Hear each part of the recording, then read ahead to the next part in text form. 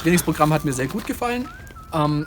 Ich habe dadurch die Möglichkeit, meine Geschäftsidee fokussierter auszuarbeiten und mehr zu greifen zu bekommen.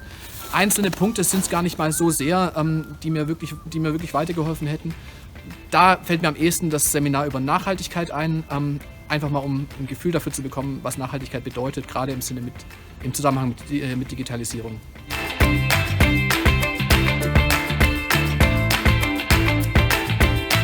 So langsam aber sicher bekomme ich meine Geschäftsidee zu greifen. Wirklich weitergekommen bin ich auch Corona-bedingt im Moment noch nicht so unbedingt. Ich habe zwar schon 2, 3 Klienten, mit denen ich zusammengearbeitet habe, aber das Ganze ist noch deutlich im Werden begriffen.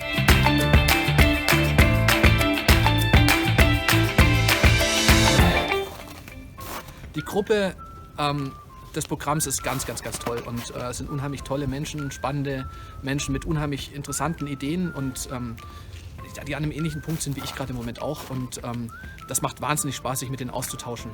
So konkrete Geschäftskontakte in Bezug auf meine Geschäftsidee haben sie noch nicht ergeben, aber ich bin gespannt, was da noch passiert.